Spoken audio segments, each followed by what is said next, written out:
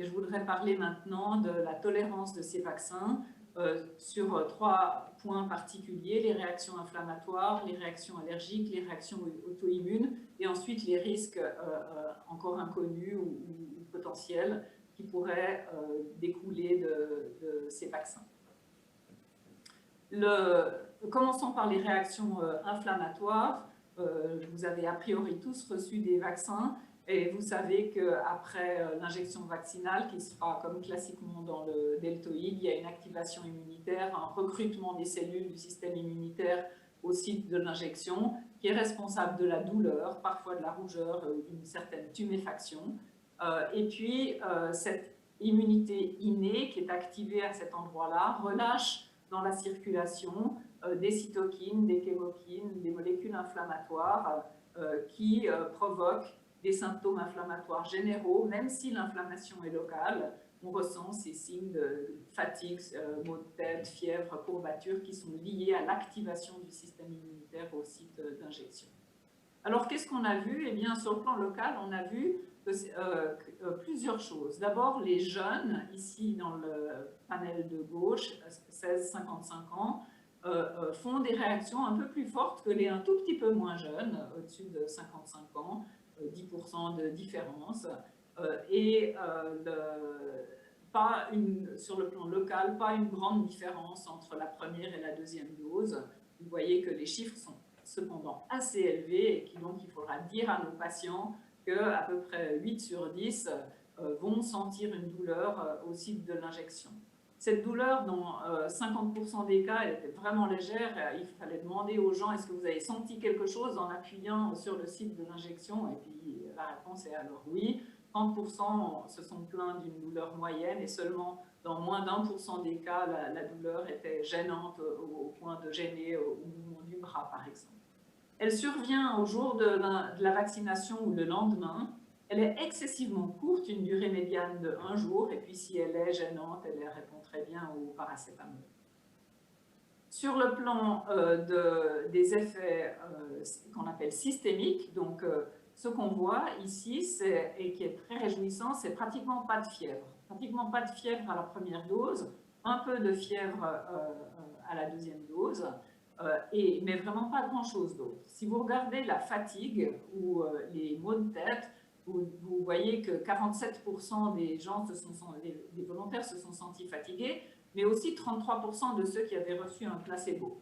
Et donc ça, c'est l'effet nocebo de quand on dit à quelqu'un « Vous ne vous sentez pas un peu fatigué depuis ce que vous avez eu comme injection hier ?» Alors oui, donc effectivement, il y a ces chiffres, et si on fait le différentiel entre le vaccin et le placebo, en fait, on voit qu'il n'y a pas grand-chose et que ce qui sort, c'est essentiellement fatigue, céphalée, pas grand-chose d'autre, un peu de courbature, mais vraiment pas grand-chose. Encore une fois, la fièvre, même à la deuxième dose, était très rarement élevée, même s'il faut quand même s'attendre, surtout chez les jeunes, à ce que 1 ou 2% fassent une fièvre à 39, ce qui ne permet pas d'aller travailler le lendemain, par exemple, donc ne pas vacciner tout l'hôpital le même jour. Encore une fois, survenue très précoce, durée très courte, le paracétamol très efficace. Vous voyez, c'est intéressant que même un certain nombre de contrôles placebo ont pris du paracétamol pour diminuer leurs symptômes. En moyenne, 28% des participants ont pris du paracétamol après la première dose, 45% après la deuxième. Et ces chiffres sont les mêmes en plus faibles quand on regarde les plus de 55 ans. C'est vraiment à nouveau un peu de température, un peu de maux de tête, peut-être un sentiment de courbature, et encore une fois transitoire et essentiellement bénin. Donc voilà, il faut s'attendre à des réactions inflammatoires. Je n'ai pas le temps de vous montrer celles de Moderna, mais elles sont extrêmement semblables, aussi environ 15% de fièvre, aussi essentiellement de la fièvre bénigne, très courte. Et puis le prix à payer pour ce vaccin et son efficacité, ça va être de prévoir que le lendemain, on ne se sentira peut-être pas au top de sa forme, mais que ça va passer très rapidement. Deuxième question que l'on n'attendait pas, mais que l'on a vu arriver dès le début de la vaccination en Angleterre, c'est le risque de réaction allergique grave. Quand je dis qu'on ne l'attendait pas, on l'attend toujours avec n'importe quel vaccin ou médicament, mais ça n'avait pas été observé dans les presque 100 000 personnes vaccinées dans les études. Actuellement, la compréhension, c'est que ces réactions allergiques ont été déclenchées par les lipides qui font partie de ce qui encapsule l'ARN messager. C'est une composition de lipides qui diffère d'un participant à l'autre, mais l'un comme l'autre contiennent un stabilisant du PEG pour protéger et stabiliser cette structure. Or, le PEG, qui est une structure, comme vous le voyez ici, pour les chimistes de l'Assemblée, est très très fréquent dans les médicaments, dans des cosmétiques, etc. Et il est connu pour pouvoir provoquer une dégranulation des mastocytes sans nécessité d'IgE antigène spécifique, en particulier chez des personnes qui font ça régulièrement, et donc de pouvoir causer des réactions qu'on appelle anaphylactoïdes, puisqu'elles n'ont pas d'IgE, mais qui ressemblent tout à fait à ce qu'on apprend à nos étudiants d'une réaction anaphylactique qui passe des degrés 1 au degré 4. La fréquence actuelle, elle est encore assez difficile à déterminer puisqu'elle n'a pas été vue chez les vaccinés, mais avoir fait une anaphylaxie au préalable, c'était une contre-indication à la vaccination. Il y a eu 2 cas sur les 140 000 vaccinés à ce jour en Angleterre, et puis il y a 2 cas qui ont été rapportés cette semaine, je ne sais pas sur combien de vaccinés aux États-Unis. Donc c'est quelque chose qu'on va s'attendre à voir. Et dans les contre-indications, on va voir l'anaphylaxie à un vaccin ou à un de ses composants, et puis la nécessité, bien sûr, de vacciner dans des conditions adéquates, c'est-à-dire comme on le fait toujours, avec de l'adrénaline si nécessaire, et en gardant les gens un petit quart d'heure dans le périmètre de l'endroit où on les a vaccinés pour que s'il y a une réaction, elle puisse être prise en charge rapidement et à ce moment-là, ne laisser aucune séquelle et guérir facilement.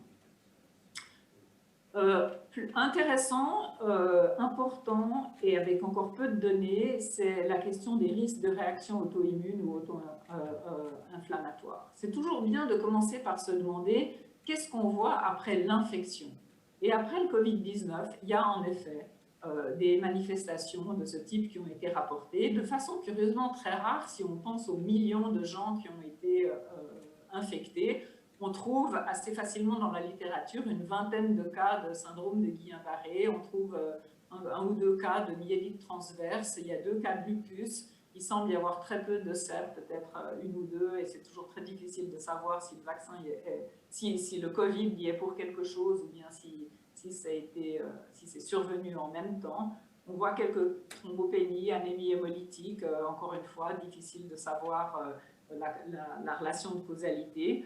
Les vasculites, alors bien sûr, mais plutôt pendant le Covid qu'après. Et puis ce fameux syndrome multisystémique inflammatoire qui a été observé chez les enfants. Mais par contre, pas ou très peu, pour être prudent, d'exacerbation de maladies auto-immunes chez des patients avec l'une ou l'autre de ces maladies qui ont développé un Covid. Donc un risque post-infectieux possible, mais rare. La question est maintenant celle du risque de la vaccination, et je crois qu'il faut dire qu'en théorie, il est toujours possible, même si jusqu'ici, avec les vaccins, ces risques sont très rares. On dit qu'ils sont à moins de 1 sur 100 000. Actuellement, on n'a aucun signal pour aucun de ces 2 vaccins. Et donc, la question qu'on doit se poser, c'est comment évaluer le risque d'une auto-immunité après vaccination ou bien après infection. Et pour réfléchir là-dessus, je vous propose de reprendre cette diapositive que vous avez déjà vue en vous rappelant ce qui se passe à droite après vaccination, quand il y a quelques molécules d'ARN qui sont exprimées dans quelques cellules qui ensuite déclenchent la réaction immunitaire, par rapport à ce qui se passe dans l'infection Covid, où c'est tous les ARN et toutes les protéines dans beaucoup plus de cellules qui sont exprimées à une intensité beaucoup plus importante. Donc, l'intensité d'expression des antigènes viraux à la surface de nos cellules est incroyablement plus importante dans un Covid qu'après une vaccination Covid avec ARN messager.